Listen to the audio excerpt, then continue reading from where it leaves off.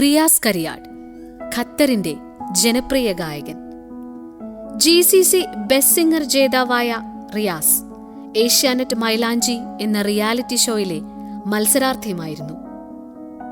GCCയിലുടനീളം നിരവധി സ്റ്റേജുകളിൽ പാടിയിട്ടുള്ള റിയാസ് ബോളിവുഡിലെ ഏറ്റവും പ്രമുഖ ഗായകരിൽ ഒരാളായ അർജിത് സിംഗിനൊപ്പവും വേദി പങ്കിട്ടിട്ടുണ്ട്. KS ചിത്ര, ഗോപി സുന്ദർ, സിന്ധു പ്രേംകുമാർ, കണ്ണൂർ ഷെരീഫ്, അഫ്സൽ, രഹന എന്നിവരോടൊപ്പം വിവിധ വേദികളിൽ പാടിയിട്ടുള്ള റിയാസ് പല ഭാഷകളിൽ ഗാനമാലപിച്ചുകൊണ്ട് സംഗീതത്തിലുള്ള തന്റെ പ്രാവീണ്യം തെളിയിച്ചിട്ടുള്ള ഗായകനാണ്.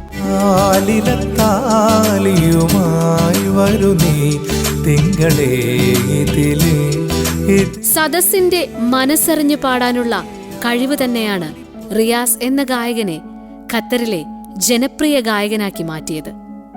റിയാസിന് സ്വാഗതം.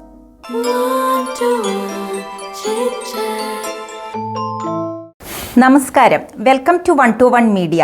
സംഗീതത്തിലൂടെ തന്റെ പ്രാവീണ്യം തെളിയിച്ച ഖത്തറിന്റെ ജനപ്രിയ ഗായകൻ റിയാസ് കരിയാടാണ് ഇന്ന് അതിഥിയായി നമുക്കൊപ്പം എത്തിയിരിക്കുന്നത്. റിയാസിനെ സ്നേഹപൂർവ്വം സ്വാഗതം ചെയ്യാം. Welcome Riyas to the 121 chit. Thank you so much. ഒരുപാട് സന്തോഷം എന്തായാലും 121 മീഡിയയുടെ ഈ ഒരു പ്ലാറ്റ്ഫോമിൽ ഇങ്ങനെ കൂടാൻ സാധിച്ചില്ലേ. Thank you. ആദ്യം തന്നെ കുട്ടി റിയാസിൽ നിന്ന് തുടങ്ങാം. ഈ സംഗീതം എത്ര വയസ്സ് മുതലാണ് പഠിക്കാൻ തുടങ്ങിയത്, അല്ലെങ്കിൽ എങ്ങനെയായിരുന്നു അതിലേക്കുള്ള വരവ്? എനിക്ക് കുഞ്ഞുനാൾ മുതൽ പാട്ടുകൾ ഭയങ്കര ഇഷ്ടമായിരുന്നു. വീട്ടിൽ പാപ്പയും ഉമ്മയൊക്കെ പാട്ട് ഭയങ്കര ഇഷ്ടമുള്ള ആൾക്കാരാണ്. ഇപ്പോഴും അങ്ങനെ തന്നെ സംഗീത പ്രേമികളാണ് എല്ലാവരും. പിന്നെ അവർക്ക് ബാക്ക്ഗ്രൗണ്ട് ഉണ്ടോ സംഗീതത്തിലുള്ള? ഇല്ല, പ്രൊഫഷണൽ ആയിട്ട് അങ്ങനെ വേദികളിലൊന്നും പാടിയിട്ടില്ല. പക്ഷെ ഉമ്മയൊക്കെ പാടും. ഉമ്മയും ഇക്കയും ഇത്തൊക്കെ എൻ്റെ ചേച്ചിയൊക്കെ പാട്ടിനോട് ഇഷ്ടമുള്ള ആളും പാടുന്ന ആൾക്കാരൊക്കെ. പക്ഷെ പ്രൊഫഷണൽ വേദികളിലൊന്നും അങ്ങനെ പാടിയിട്ടില്ല. പക്ഷെ ഇതിനോട് നല്ലൊരു ഇതുള്ളതുകൊണ്ട് തന്നെ ചെറുപ്പം മുതലേ നല്ല നല്ല പാട്ടുകൾ, റഫി സാബ് മുതൽ ദാസേട്ടൻ മുതൽ ഉള്ള എല്ലാതരം പാട്ടുകളും കേട്ടിട്ട് വളരെ നല്ലൊരു സാഹചര്യം വീട്ടിലുണ്ടായിരുന്നു. ടേപ്പ് റെക്കോർഡും കാസറ്റുകളും. അപ്പം അങ്ങനെ പാട്ടിനോട് എനിക്കും എൻ്റെ ഭയങ്കര ഇഷ്ടമായിരുന്നു. നല്ലൊരു സംഗീത ആസ്വാദകനായിരുന്നു. അങ്ങനെ ഞാൻ മദ്രസയിൽ പഠിക്കുന്ന സമയത്താണ് എൻ്റെ ഒരു ആദ്യത്തെ ഒരു വേദി, നബിദിന മത്സര പരിപാടികളിൽ നാട്ടില് ആദ്യത്തെ ഒരു വേദി, ഒരു സംഗീത വേദി എന്ന് പറയുന്നത് നമുക്കൊരു കഴിവ്. പക്ഷെ എൻ്റെ ഗാനമേള രംഗത്തിൽ ആദ്യത്തെ ഒരു വേദി എന്ന് പറഞ്ഞാൽ, മ്യൂസിക്കലായിട്ടുള്ള ഒരു വേദി എന്ന് പറഞ്ഞാൽ നമ്മുടെ നാട്ടിലൊരു കല്യാണ വേദി ഉണ്ടായിരുന്നു, കല്യാണ വീട്. അപ്പൊ അന്ന് അവിടെ ഒരു മ്യൂസിക്കൽ ട്രൂപ്പൊക്കെ ഉണ്ടായിരുന്നു, നമ്മുടെ നാട്ടിലെ സുഹൃത്തുക്കൾ തൊട്ട വീട്ടിലടുത്തുള്ള. അപ്പൊ അവിടെ ആദ്യത്തെ വേദിയിൽ മദ്രസയിൽ പാടിയ പാട്ട് ഓർമ്മയുണ്ടോ? ആ പാട്ട് ഓർമ്മയുണ്ട്, വരികൾ കൂടുതലായിട്ട് ഓർമ്മയില്ല. ഒരു പ്രവാചക മധുഗാനായിരുന്നു, ഡിവോഷണൽ സോങ് പോലെ. നബിദിനത്തിന് കൂടുതൽ നബിദിന മധുഗാനങ്ങളാണ് കൂടുതൽ, ഡിവോഷണലും നബിദിന മധുഗാനങ്ങളാണ് കൂടുതൽ. അപ്പൊ അത് എനിക്കൊന്ന് 1ാം ക്ലാസ് 2ാം ക്ലാസ് 5-6 വയസ്സുള്ള സമയത്ത്. പിന്നീട് ഞാൻ ഇതുപോലെ ഹൈസ്കൂൾ പഠിക്കുന്ന ഒരു സമയത്താണ് ഈ ഒരു കല്യാണം വന്നത്. അപ്പൊ അവിടെ ഒന്ന് പ്രോഗ്രാം ഒക്കെ ഉണ്ട്. അപ്പൊ ഞാനൊരു വേദിയിൽ പാടണം എന്നുള്ളതിൽ പ്രിപ്പയർ ചെയ്ത് 1-2 സോങ് പ്രിപ്പയർ ചെയ്ത് വന്നു. അപ്പൊ അന്ന് അവിടെ നമ്മുടെ നാട്ടിൽ തന്നെയുള്ള നല്ല കഴിവുള്ള കലാകാരന്മാരെ പരിപാടി നടത്തിക്കൊണ്ടിരിക്കുന്നത്. അപ്പോൾ പാടാനുള്ള ഒരു സന്നദ്ധത അറിയിച്ചപ്പോൾ അവരെ പാട്ട് കഴിഞ്ഞ് കുറച്ച് പാടിക്കാന്നൊക്കെ പറഞ്ഞപ്പോൾ നാട്ടുകാരും സുഹൃത്തുക്കളൊക്കെ ഇടപെട്ട് എന്നെ ഒരു പാട്ട് പാടിച്ചു. അപ്പോൾ ഒരു പാട്ട് പാടിയപ്പോൾ എനിക്ക് ഭയങ്കര സപ്പോർട്ടായിരുന്നു. കാരണം ഞാൻ അന്നൊക്കെ ഈ ഗാനമേള ആയിരുന്നു അല്ലേ, ഗാനമേള ടൈപ്പുള്ള അങ്ങനെയാണല്ലോ അവിടെ ഫേമസ് ആയിട്ട്. ആ കാലഘട്ടങ്ങളിലൊക്കെ ഗാനമേളയാണല്ലോ നമ്മൾ അധികം സ്റ്റേജിൽ കാണാറുള്ളത്. അതെ, നമ്മളൊക്കെ ഒത്തിരി പോയിട്ടിരുന്നു. വലിയ കലാവേദികൾ പരിപാടി, അമ്പലപ്പറമ്പുകളിൽ, വയലിലൊക്കെ പോയിട്ട് ചെറുപ്പം മുതലേ അങ്ങനെയുള്ള നാടകങ്ങൾ, ഗാനമേളകൾ. അപ്പോൾ അങ്ങനെ അന്ന് ഈ ഒരു കല്യാണ പരിപാടി ഒരു പാട്ട് പാടാൻ പറ്റി. ഒന്ന് പാടിയപ്പോൾ ആൾക്കാർ ഭയങ്കര സപ്പോർട്ട്, ഒന്നും കൂടെ പാടണം, 2 പാട്ട് ഞാൻ സെറ്റ് ചെയ്ത് കൊണ്ടുവരുന്നുണ്ടായിരുന്നു.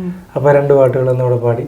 അപ്പോൾ അന്ന് കുറച്ച് ആൾക്കാർ ഇങ്ങനെ കുഴപ്പമില്ല പാടുമെന്നൊക്കെയുള്ള ഒരു സപ്പോർട്ട്, ഭയങ്കര ഒരു സപ്പോർട്ടാണ്. ഇന്നും അങ്ങനെ തന്നെ എല്ലാവരും നല്ല സപ്പോർട്ടാണ്, സുഹൃത്തുക്കളും നാട്ടുകാരൊക്കെ. അപ്പോൾ പിന്നീട് അന്ന് കുറച്ച് ദിവസങ്ങൾ കഴിഞ്ഞപ്പോൾ ഒരു കലാവേദി, ഞങ്ങളുടെ ഉള്ള ഒരുമാ കലാവേദി എന്ന് പറഞ്ഞാൽ കരിയാട് ഉള്ള ഒരു കലാവേദി ഉണ്ട്. അപ്പോൾ അവരുടെ ഒരു പരിപാടിക്ക് ഇതുപോലെ സന്നദ്ധത അറിയിച്ചു. ഞാൻ അങ്ങോട്ട് പോയി, എനിക്കൊരു പാട്ട് പാടണമെന്ന് ആഗ്രഹം. അവർക്ക് എന്നെ അറിയില്ല, എനിക്ക് പാട്ട് പാടാൻ അറിയാമെന്നൊന്നും അറിയില്ല. അപ്പോൾ അവരൊരു അവസരം തന്നു. അപ്പോൾ അന്നൊരു പാട്ട് പാടിയപ്പോൾ അന്ന് വലിയൊരു വേദിയാണ്, കാരണം ഞങ്ങളുടെ നാട്ടിലൊരു കലാവേദി. അന്ന് ആ പാടിയപ്പം പ്രോഗ്രാമൊക്കെ എടുത്ത് നടത്തുന്ന ഞങ്ങളുടെ നാട്ടിലൊരു മുനീർ എന്ന് പറഞ്ഞൊരു പുള്ളിക്കുന്നുമക്കര, ഞങ്ങളുടെ തൊട്ട പ്രദേശത്തിലെ പുള്ളി എൻ്റെ പാട്ട് കണ്ട് അങ്ങനെ എടുത്ത് പറഞ്ഞ് അടുത്ത ആഴ്ച ഒരു പ്രോഗ്രാം കൊണ്ട് വരുമെന്ന് വെച്ചു. അപ്പം ഞാൻ പറഞ്ഞു എനിക്ക് അങ്ങനെ അധികം പാട്ടൊന്നും അറിയില്ല, ഞാൻ ആദ്യമായിട്ടാണ് വലിയൊരു വേദി പാടുന്നത്. ഒരല്ല ഞങ്ങൾ പഠിപ്പിച്ചുള്ള ഒരു 3-4 പാട്ടുകൾ പഠിച്ചാൽ മതി, അടുത്ത മാസമാണ് പരിപാടി എന്നൊക്കെ പറഞ്ഞ് അങ്ങനെയാണ് ഹൈസ്കൂൾ കാലഘട്ടത്തിൽ തന്നെ ചെറിയ രീതിയിൽ പിന്നെ നാട്ടിലെ പ്രൊഫഷണൽ ഗാനമേള വേദികളിൽ പാടാനുള്ള ഒരു ഭാഗ്യം ഉണ്ടായിരുന്നത്. ഈ സമയത്ത് തന്നെ സ്കൂളിൽ പഠിക്കുന്ന കാലഘട്ടമായിരിക്കുമല്ലോ, ഹൈസ്കൂൾ. ആ സ്കൂളുകൾ വേദികളിൽ പങ്കിടാനുള്ള ഭാഗ്യം ഉണ്ടായിട്ടുണ്ടോ? അതായത് ഒരുപാട് യുവജനോത്സവം അങ്ങനെ ഒരുപാട് ഉണ്ടല്ലോ കോമ്പറ്റീഷൻസുകളൊക്കെ. അങ്ങനെ മത്സരിച്ചിട്ടുണ്ടോ?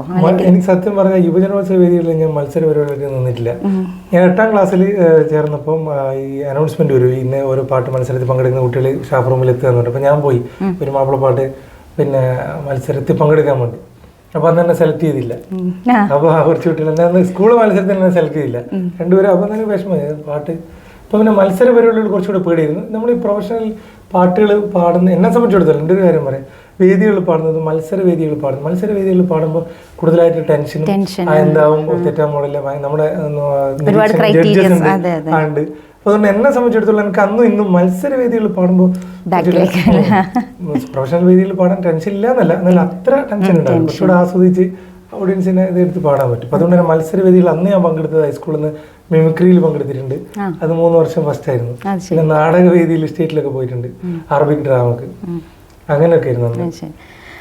അതിന് നാട്ടിൽ ആ ഒരു പീരീഡ് കഴിഞ്ഞതിന് ശേഷം പിന്നെ നേരെ ഫസ്റ്റ് GCC കൺട്രീസ് എന്ന് പറയുന്ന ഖത്തറിലേക്കായിരുന്നോ?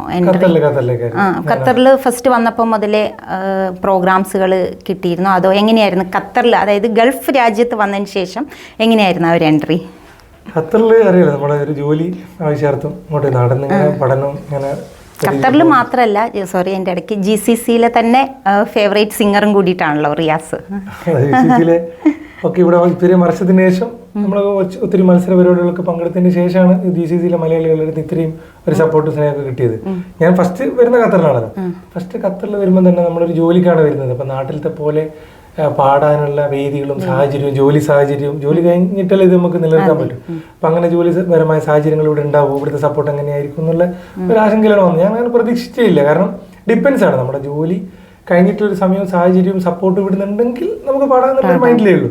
അപ്പൊ ഞാൻ എൻ്റെ പാട്ടിന്റെ അന്ന് ഡയറി ഉണ്ടല്ലോ, അതൊക്കെ വരുമ്പോൾ ഇങ്ങനെ എടുത്ത് പെട്ടിയിൽ വെച്ചിട്ടുണ്ടായിരുന്നു, അതൊക്കെ മടക്കി വെച്ച് അങ്ങനെ ഇവിടെ വന്ന് കുറച്ച് ദിവസങ്ങൾ കഴിഞ്ഞപ്പോഴായിരുന്നു ഇവിടെ ഒരു പരിപാടി, ഇവിടുത്തെ KMCCയുടെ ഫസ്റ്റ് ഒരു വേദി, നമ്മുടെ മരണപ്പെട്ടു പോയ മാപ്പിളപ്പാട്ടിന്റെ എരഞ്ഞോളി മൂസക്കൊക്കെ പങ്കെടുത്ത ഒരു പരിപാടി. അപ്പൊ അതിൽ എൻ്റെ നാട്ടിൽ 1-2 ആൾക്കാർ എന്നെ അറിയാം, അങ്ങനെ റിയാസ് ഇവിടെ ഉണ്ട് എന്ന് പറഞ്ഞിട്ട് കമ്മിറ്റി മുഖേന എന്നെ ബന്ധപ്പെട്ട് കമ്മിറ്റിയിലെ മാനേജറൊക്കെ ബന്ധപ്പെട്ടിട്ട് ഞാനന്ന് സഫാരി കമ്പനിയിൽ വർക്ക് ചെയ്തുകൊണ്ടിരിക്കുകയായിരുന്നു. അപ്പം അതിൻ്റെ മാനേജറെ ജെയിനിലൊക്കെ ബന്ധപ്പെട്ട് അദ്ദേഹമാണ് എനിക്ക് ഒരവസരം തരുന്നത്, സമയം അനുവദിച്ചിരുന്നത്. അങ്ങനെ ഈ KMCCയിൽ പരിപാടിക്ക് ഞാൻ പങ്കെടുത്തു. അതാണ് എൻ്റെ ഖത്തറിലെ ഫസ്റ്റ് വേദി, നമ്മുടെ അമീർ സിനിമയുടെ മറ്റേ ഓപ്പൺ സ്റ്റേജിലായിരുന്നു. അപ്പം അന്ന് അതിൽ പങ്കെടുത്തപ്പോൾ ഒത്തിരി മലയാളികൾ, അങ്ങനെ വലിയൊരു പരിപാടിയായിരുന്നു, കണ്ടു. അങ്ങനെ ലിങ്കായി, അങ്ങനെ 1-2 പേര് നമ്പറൊക്കെ വാങ്ങി, അങ്ങനെയാണ് പിന്നീട് വേദികൾ കിട്ടുന്നത്. നമ്മളിപ്പം കുറച്ച് സംസാരിച്ചു, ഇനി ഒരു പാട്ടായാലോ? തീർച്ചയായും. റിയാസിന് ഇഷ്ടമുള്ള ഒരു പാട്ട്. കല്ലായി കടവത്തെ കാറ്റൊന്നും മിണ്ടിയിലേ, മണിമാരൻ വരുമെന്ന് ചൊല്ലിയിലേ, വരുമെന്നു പറഞ്ഞിട്ടും വരവൊന്നും കണ്ടില്ല, കൽബിലെ മൈന ഇന്നും ഉറങ്ങിയില്ല, മധുമാസരാവിൻ വെൺചന്ദ്രനായി ഞാൻ കടവത്തു നിന്നിട്ടും കണ്ടില്ലേ നീ കണ്ടില്ലേ. Thank you. എനിക്ക് തോന്നുന്നു എന്താ പറയുക, ഇങ്ങനെ ടോക്കിനെക്കാട്ടിൽ കൂടുതൽ പ്രേക്ഷകർ ഇഷ്ടപ്പെടുന്നത് പാട്ടായിരിക്കും. അപ്പം ഇനിയും നമുക്ക് ഇടയ്ക്കിടയ്ക്ക് ഇങ്ങനെ പാട്ട് പ്രതീക്ഷിക്കാം. അതെ. അപ്പം GCCയിലെ ഫേവറേറ്റ് സിംഗർ എന്ന് പറഞ്ഞ്, ഖത്തറിൽ മാത്രമല്ല ഓൾ GCCയിൽ എങ്ങനെയായിരുന്നു അവരുടെയൊക്കെ ആ ഒരു സ്നേഹവും സപ്പോർട്ടും ഒക്കെ, അല്ലെങ്കിൽ അങ്ങനെ അവിടേക്ക് എത്താനുള്ള അവസരം ഉണ്ടാവുമല്ലോ, അതെങ്ങനെയായിരുന്നു എന്ന് വിശദീകരിക്കാം. ഞാനിവിടെ ഖത്തറിൽ വന്നതിന് ശേഷം ഞാൻ അതൊരു ഓൾ GCC ലെവലിൽ ഒരു മത്സര പ്രോഗ്രാം ഉണ്ടായിരുന്നു. ഖത്തറിൽ വന്നതിന് ശേഷം റേഡിയോ ഏഷ്യയുടെ GCC തല മത്സരം നടന്നു. എല്ലാ GCC കൺട്രീസിലും കൂടെ ഒരു മത്സരം നടക്കുകയും ഇഷൽ മെഹർജാൻ റേഡിയോ ഏഷ്യയുടെ ദുബായിൽ വെച്ചിട്ട്, അപ്പോൾ അതിന്റെ എല്ലാ കൺട്രീസിലും മത്സരങ്ങൾ നടന്ന് ഗ്രാൻഡ് ഫിനാലെ ദുബായിൽ വെച്ചിട്ടായിരുന്നു, UAE ഷാർജയിൽ വെച്ചായിരുന്നു. അപ്പോൾ അന്ന് ഇവിടുന്ന് ഞാൻ അതിന്റെ ഗ്രാൻഡ് ഫിനാലിക്ക് വേണ്ടി അവിടെ പോയി 2011 2011 വന്ന് കുറച്ച് കഴിഞ്ഞപ്പോൾ അന്ന് പോയി. അവിടെ നിന്ന് എനിക്ക് അന്ന് GCC ബെസ്റ്റ് സിംഗർ അവാർഡ് കിട്ടി, ഖത്തറിലേക്ക് കൊണ്ടുവരാൻ പറ്റി.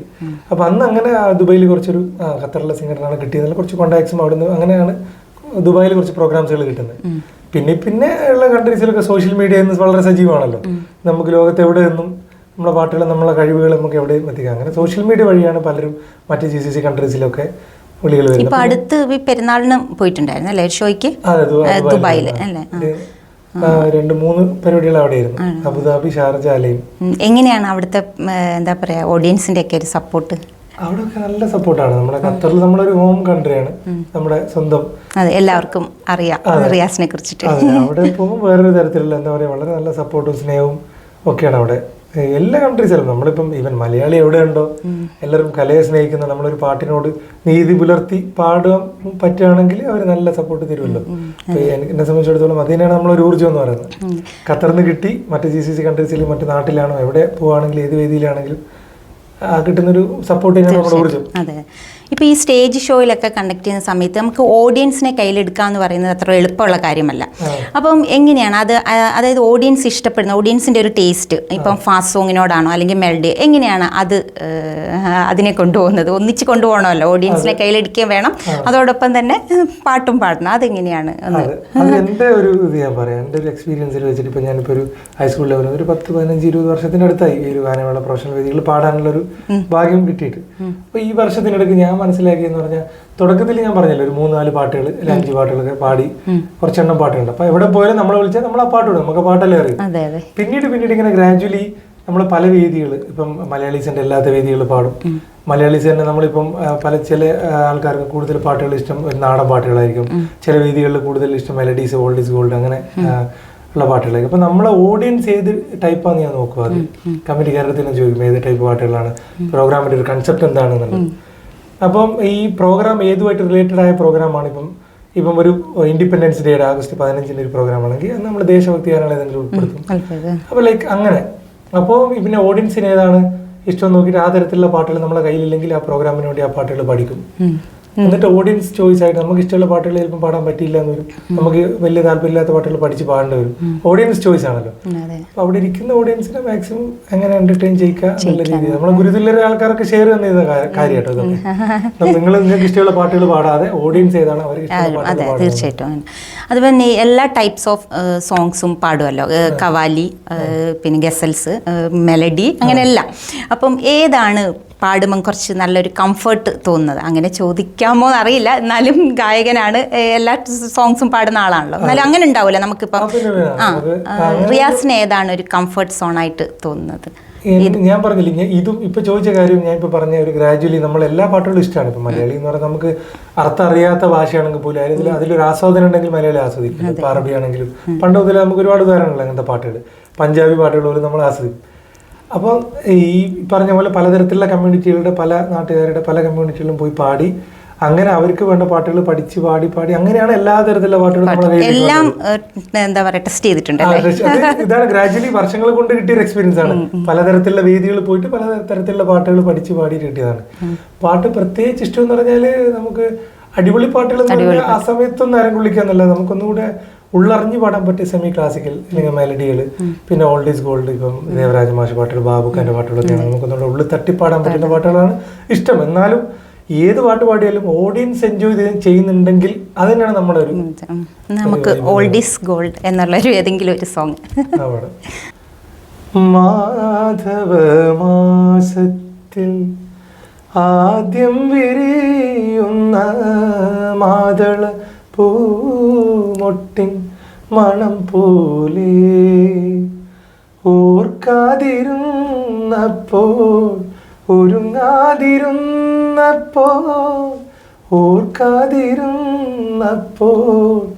ഒരുങ്ങാതിരുന്നപ്പോൾ ഓമനെ നീ എൻ്റെ അരികിൽ വന്നു, ഓമനെ നീ എൻ്റെ അരികിൽ വന്നു, ഇന്നലെ മയങ്ങുമ്പോൾ ഒരു മണിക്കിനാവിൻ്റെ പൊന്നിൻ ചിലമ്പൊലി കേട്ടുണർന്നു. അടിപൊളി. ബാബുഖാന്റെ വളരെ മനോഹരമായ ഒരു ഗാനം തന്നെയാണ് അല്ലേ? സൂപ്പർ. എത്ര കേട്ടാലും മതിവരാത്ത. അതെ അതെ അതെ അതെ. ഏഷ്യാനെറ്റ് മൈലാഞ്ചി ഫെയിമിൽ മത്സരാർത്ഥി ആയിരുന്നല്ലേ? അത് എങ്ങനെയായിരുന്നു അതിലേക്കുള്ള എൻട്രി അല്ലെങ്കിൽ അതിലേക്കുള്ള അവസരം എങ്ങനെയായിരുന്നു? അത് ഞാൻ ഇവിടെ ജോലി ചെയ്തുകൊണ്ടിരിക്കുന്ന സമയത്തായിരുന്നു ഏഷ്യാനെറ്റിൽ ഇങ്ങനെ ഒരു വന്നപ്പോൾ നാട്ടിൽ പോയി അതിന്റെ ഓഡീഷന് പങ്കെടുത്തു. ഭാഗ്യവശാൽ അതിന്റെ ഓഡീഷന് നേരത്തെ പറഞ്ഞില്ലേ UAE-ലുള്ള അതും ഇതും രണ്ടല്ലേ അല്ലേ? രണ്ടും രണ്ടായിട്ടല്ലേ കോമ്പറ്റീഷൻ അല്ലേ? അവിടുത്തെ ഇതായിരുന്നു. അതിന്റെ ശേഷമാണ് GCC തന്നെ 2011 ശേഷം 2017 വോയിസ് ഓഫ് കേരള ഒരു മത്സരം ഉണ്ടായിരുന്നു. ഗോപി സുന്ദർക്ക് ആയിരുന്നു അതിന്റെ പിന്നെ ജഡ്ജിങ് പാനൽ ഉണ്ടായിരുന്നു.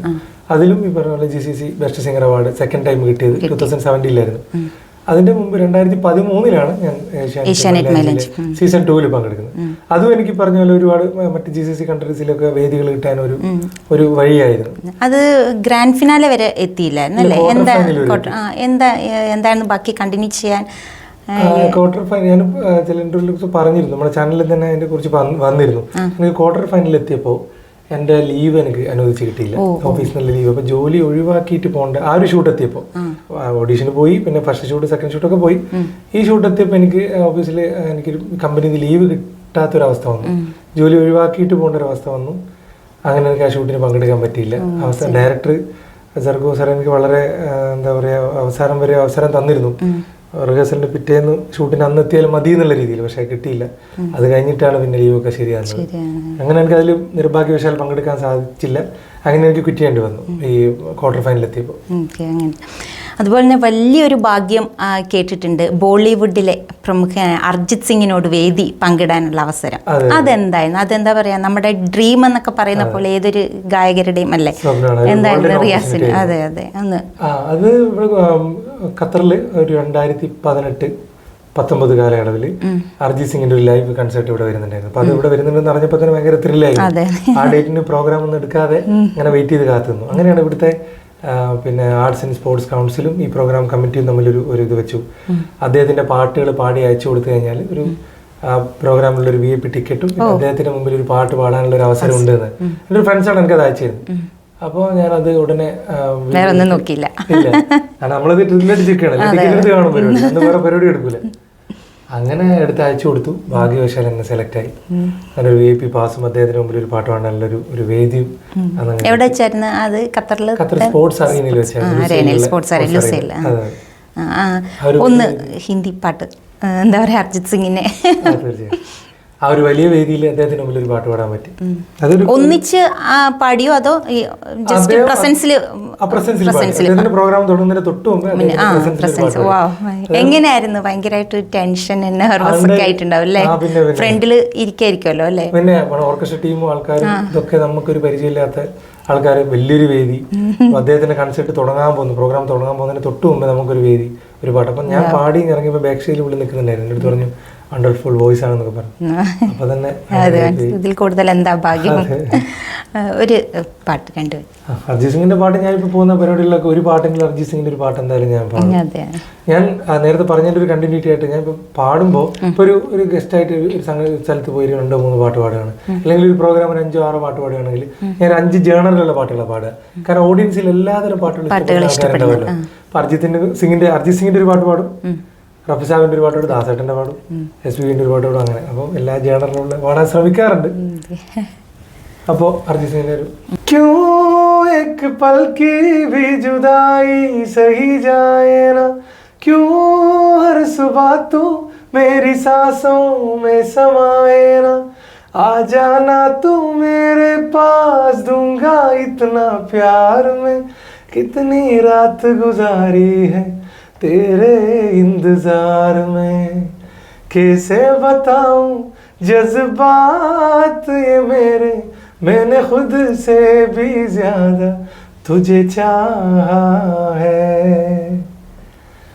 आज की रात न जाना तू सावन आया है, तेरे और मेरे मिलने का मौसम आया है, सबसे छुपा के तुझे सीने से लगाना है, प्यार में तेरे हद से गुजर जाना है, इतना प्यार किसी पे पहली बार आया है,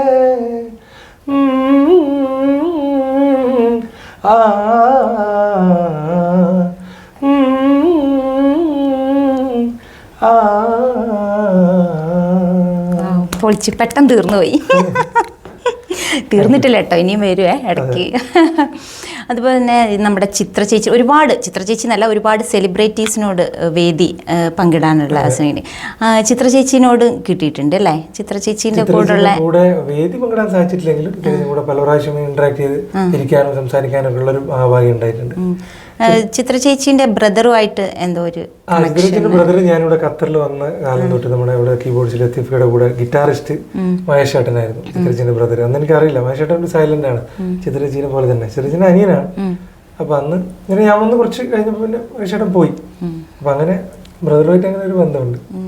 ഇപ്പം നാട്ടിൽ പോകുന്ന സമയത്ത് നാട്ടിലും കുറേ സ്റ്റേജസ് കിട്ടുമല്ലോ. അപ്പം എങ്ങനെയാണ് സെലിബ്രിറ്റി ഷോസുകളായിരിക്കുമോ അതോ നോർമൽ ഷോസുകളാണോ?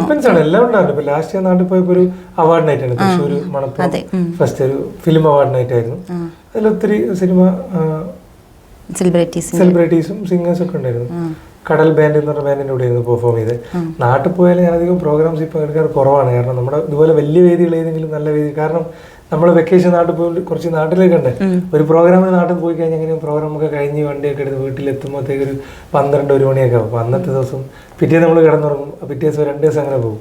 അപ്പോൾ നമ്മൾ വെക്കേഷന് പോകുമ്പോൾ ഞാൻ നല്ല പ്രോഗ്രാമാണ് എടുക്കാറുണ്ട്. നമ്മൾ വേദിയിലോട് പാടാനുള്ളൊരു ആക്രാന്തി ഇപ്പോഴും ഉണ്ട്. നല്ല വേദികൾ പാടാനുണ്ട്. പലരോടും നല്ല വേദികളിൽ ചാൻസ് അങ്ങോട്ട് ചോദിച്ച് പാടാറുണ്ട് ഇപ്പോഴും.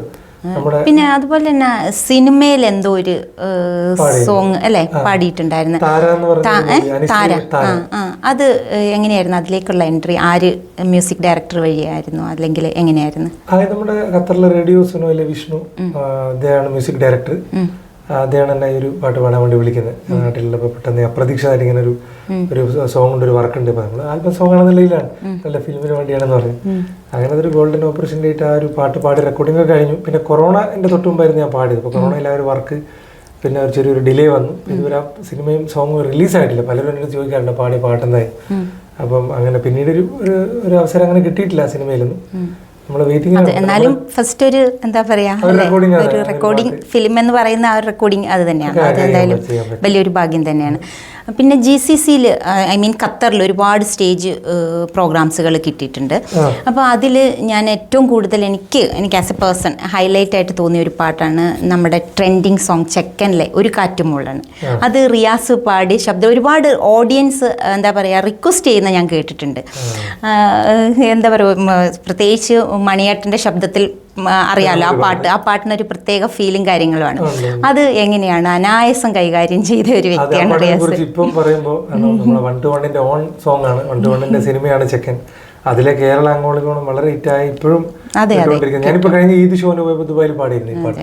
ഞാൻ അഭിമാനത്തോട് പറഞ്ഞു ഞങ്ങളുടെ ഖത്തറുകാരുടെ 1-to-1 മീഡിയയുടെ മൻസൂർക്കയുടെ നമ്മുടെ പാട്ടാണെന്ന് പറഞ്ഞു. ദുബായിലൊക്കെ എങ്ങനെയാ ചോദിക്കലുണ്ട്?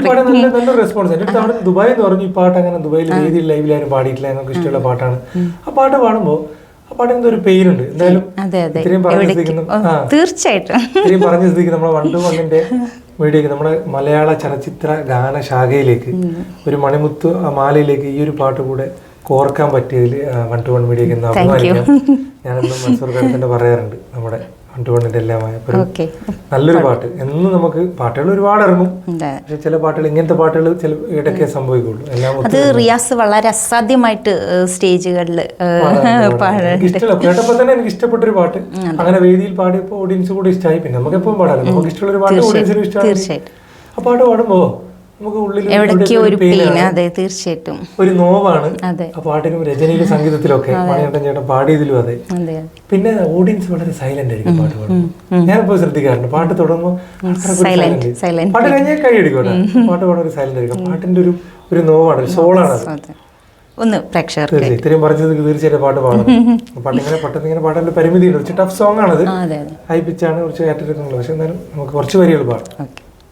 ഒരു കാറ്റ് മൂളണ്, ഒരു പാട്ടിൻ നീണം കേൾക്കണ്, എൻ കാതിൽ വന്നു കഥ ചൊല്ലണ്, എൻ്റെ കാട്ടുചോല കിളിയേ, കനവാകും കടൽ നീന്തി കര കാണാതൊരു നാളും മഴമുകിലായി ഞാൻ പാടാം എൻ്റെ ഓലഞ്ഞാലിക്കിളിയേ.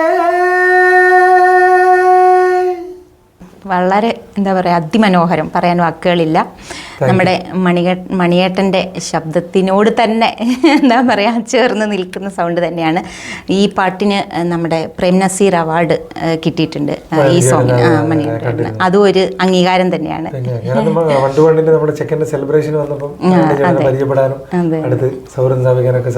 അതെ. പിന്നെ ഒരുപാട് കവർ സോങ്ങുകൾ, അതുപോലെ ആൽബം സോങ്സുകളൊക്കെ ഖത്തറിൽ ചെയ്തിട്ടുണ്ടല്ലോ. ആൽബം സോങ്ങുകൾ ഒക്കെ എങ്ങനെയാണ് അതിൻ്റെ ഒരു? ആൽബം സോങ്ങുകൾ ഒത്തിരി പാടിയിട്ടുണ്ട്, നാട്ടിലൊപ്പം പാടിയിട്ടുണ്ട്, ഇവിടുന്നും പാടിയിട്ടുണ്ട്. അങ്ങനെ സൂപ്പർ ഹിറ്റൊന്നും കിട്ടിയിട്ടില്ല എനിക്ക് പാട്ടുകൾ. പിന്നെ നമുക്കിവിടെ പരിമിതിയില്ലല്ലോ, നമ്മളെ ജോലി പ്രോഗ്രാംസ് കിട്ടുന്ന സമയത്താണ് നാട്ടിൽ നിന്നൊക്കെ ചില എൻക്വയറീസ് ഒക്കെ വരും. ചിലത് ഇവിടുന്ന് പാടി അയച്ചു കൊടുക്കും, ചിലർ പറയും നാട്ടിൽ തന്നെ പോയിട്ട് കൂടി ഇരുന്നിട്ട് തന്നെ ചെയ്യണമെന്ന് പറയും. അങ്ങനെ ചില അവസരങ്ങൾ ഒരുപാട് ആൽബം സോങ്സുകൾ ചെയ്തിട്ടുണ്ട് അല്ലേ? 19 പാടിയിട്ടുണ്ട്, പക്ഷെ ഞാൻ അങ്ങനെ ഹിറ്റൊന്നും കിട്ടിയിട്ടില്ല. ഇപ്പോൾ ഈ അടുത്ത് AR റഹ്മാൻ സാറിൻ്റെ പിന്നെ നമ്മുടെ ആടുജീവിതത്തിലെ പെരിയോൻ്റെ എന്നുള്ള കവർ സോങ് ചെയ്തിരുന്നു അല്ലേ? നല്ല റീച്ച് കിട്ടിയ ഒരു ഇതാണ് ഇൻസ്റ്റയിലൊക്കെ അല്ലേ? നല്ല അതെ അതെ, അത് നല്ലൊരു അടിപൊളിയാണ്. ഒന്ന് പാടാമോ അതിൽ പാട്ട്?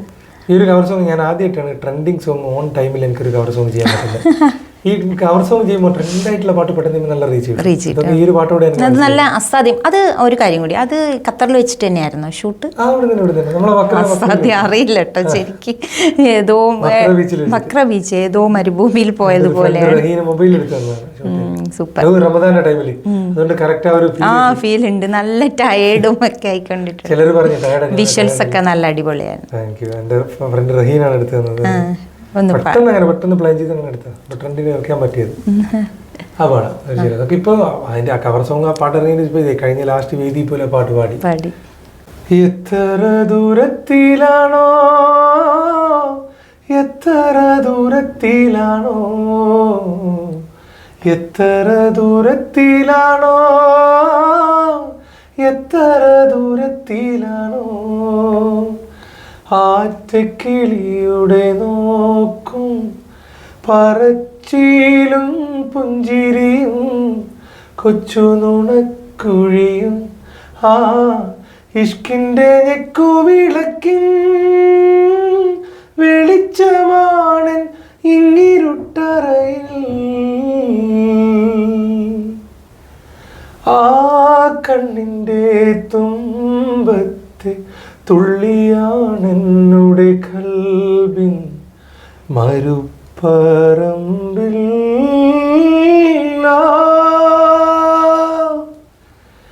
പെരിയോനേ എൻ റഹ്മാനേ പെരിയോനേ റഹീം പെരിയോനേ എൻ റഹ്മാനേ പെരിയോനേ റഹീം. സൂപ്പർ. എന്താ പറയാ, നേരത്തെ പറഞ്ഞ പോലെ തന്നെ ഒരു പെയിൻ അല്ലേ? ഈ നമ്മുടെ മറ്റേ മണികണ്ഠൻ്റെ പാട്ട് പറഞ്ഞതുപോലെ തന്നെ ഇതും പെയിനുള്ള ഒരു സോങ് തന്നെയാണ്. ഇപ്പം നമ്മൾ ഒരുപാട് എന്താ പറയുക മലയാളം സോങ് ഹിന്ദിയൊക്കെ പാടി, നമ്മൾ മാപ്പിളപ്പാട്ട് മറന്നുപോയി.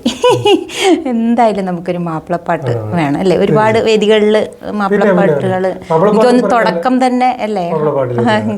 അപ്പം ഇഷ്ടമുള്ള മക്കത്തെ ജബലുകൾ കിടുകിടുത്ത് ശക്തരാമുമാറിന്റെ വരവിനൊത്ത് ഹക്കൊത്ത മുഹമ്മദിൻ ശിരസെടുത്ത് ഇക്കയിൽ കൊണ്ടുവരുമെന്നു ഗർജിത്ത് ഉടവാൾ ഊരിയെടുത്ത് ഉമറത കുതിര പുറത്ത് ഉശിരത കാണിച്ചിട്ട് ഉടനാടി പൂറപ്പെട്ടു ഉലകിന്റെ തെളിദീപം കെടുത്തുവാൻ വേണ്ടി കെടുത്തുവാൻ വേണ്ടി.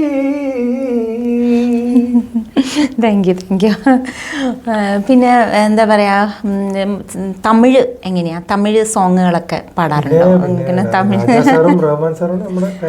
ഫേവറേറ്റ്. ഒരുപാട് വേദികളിൽ തമിഴ് അങ്ങനെ റിക്വസ്റ്റ് വരുമോ? തമിഴ് നമ്മുടെ തമിഴ് ഷോ മാത്രം ചെയ്തിട്ടുണ്ട് ദുബായിലൊക്കെ. അത് ശരി. കമ്മ്യൂണിറ്റിയുടെ തമിഴ് പ്രോഗ്രാം പാട്ടുകൾ മാത്രം സെലക്ട് ചെയ്തുകൊണ്ട് ചെയ്തിട്ടുണ്ട്. ഇവിടെയും ചെയ്തിട്ടുണ്ട്. SPB നൈറ്റൊക്കെ ചെയ്യുമ്പോൾ തമിഴ് മാത്രമല്ലേ. നമുക്കൊരു തമിഴ് പാട്ടിലേക്ക് പോയാലോ? തീർച്ചയായും. പ്രേക്ഷകർക്ക് ഇഷ്ടം എന്ന് പറയുന്നത് ഇങ്ങനെ സംസാരിക്കാനെക്കാട്ടിലും പാടാം. അതുകൊണ്ടാണ് ഞാൻ. അതെ അതെ. കണ്ണാന കണ്ണേ കണ്ണാന കണ്ണേ എന്നീത് സായവാ പുന്നാന നെഞ്ചൈ പുന്നാന കയ്യാ பூ போல நீவா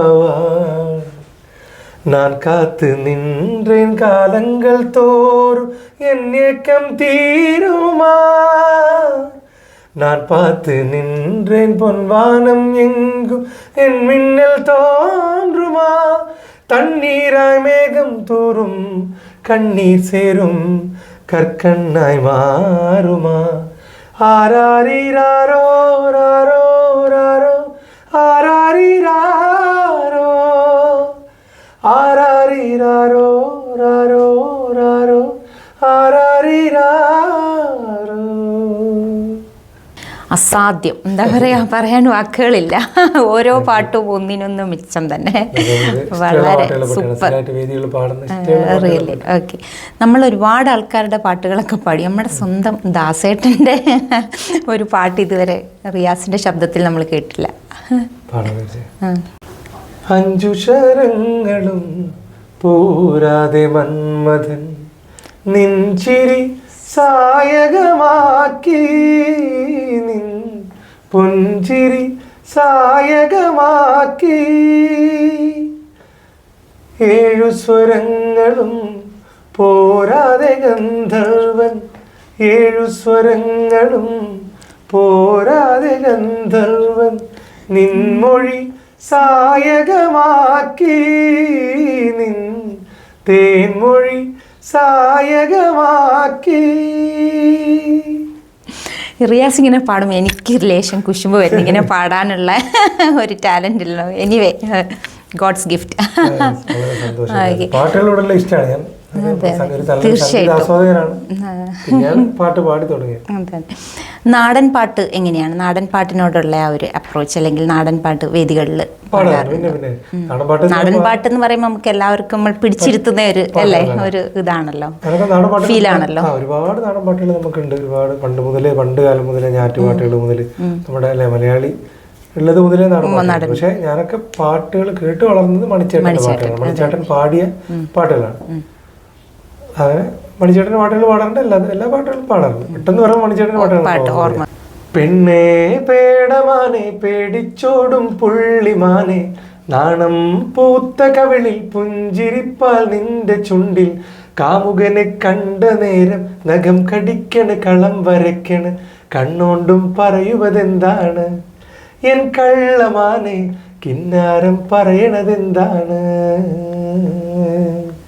പെണ്ണേ പേടമാനെ പേടിച്ചോടും പുള്ളിമാനെ നാണം പൂത്ത കവിളിൽ പുഞ്ചിരിപ്പാൽ നിന്റെ ചുണ്ടിൽ കാമുകനെ കണ്ട നേരം നഖം കടിക്കണ് കളം വരയ്ക്കണ് കണ്ണോണ്ടും പറയുവതെന്താണ് എൻ കള്ളമാനെ കിന്നാരം പറയണതെന്താണ്. ശരിക്കും ഈ പാട്ടൊക്കെ കേൾക്കുമ്പോൾ നമുക്ക് കലാഭവൻ മണിച്ചേട്ടനൊക്കെ അല്ലേ, ശരിക്കും അവരൊക്കെ ഇപ്പം ജീവിച്ചിരിക്കുകയാണെങ്കിൽ ഒരുപാട് ഇനിയും ഇതേപോലെ നല്ല നല്ല പാട്ടുകൾ നമുക്ക് സമ്മാനിക്കാൻ തോന്നില്ല. അതന്നെ പാട്ട്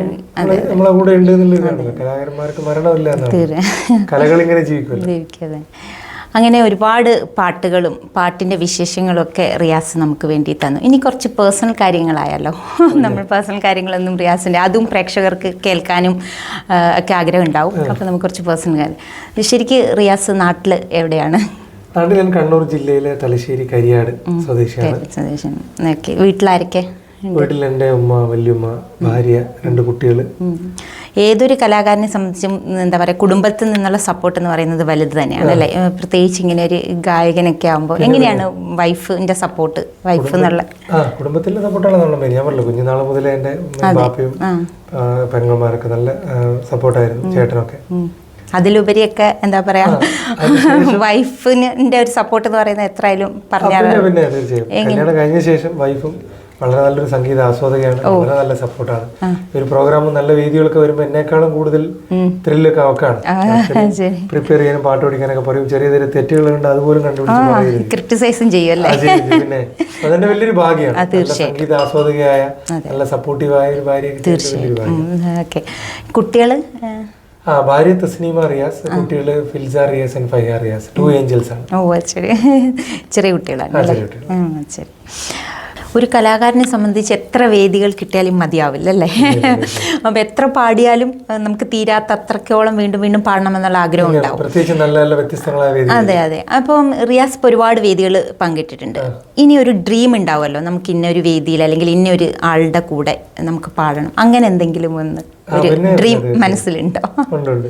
ഖത്തറിൽ എന്നെ സംബന്ധിച്ചിടത്തോളം പ്രത്യേകിച്ച് GCC പ്രത്യേകിച്ച് ഖത്തറിൽ വ്യത്യസ്തങ്ങളായ കൺസെപ്റ്റിലുള്ള പരിപാടികൾ, ഇപ്പം നാടൻ പാട്ട് പരിപാടി, ഓൾഡ് ഈസ് ഗോൾഡ്, പഴയ മുഹമ്മദ് റാഫിന്റെ പാട്ടുകൾ, SPB നൈറ്റ്, അതുപോലെ ദേവരാജ മാഷ് നൈറ്റ്, അല്ലെങ്കിൽ old is gold 80s, golden periods of, അങ്ങനെ ഇപ്പം സ്മരണാഞ്ജലി എന്നൊക്കെ പറഞ്ഞ നമ്മുടെ ഖത്തറിലുള്ള ഒരുപാട് അങ്ങനെ വേദികൾ, മെഹഫിൽ ദോഹ, ഹിന്ദി, മലയാളം, തമിഴിലൊക്കെ ഉള്ള വ്യത്യസ്തങ്ങളായ ജേണറുള്ള വേദികൾ ഉണ്ട്. ശ്രീമാരൻ തമ്പി സാറുടെ കൂടെ വേദി കിട്ടിയിരുന്നു, ഇവിടെ P. ജയേന്ദ്രൻ സാറുടെ കൂടെ, ഭാവഗായകൻ്റെ കൂടെ.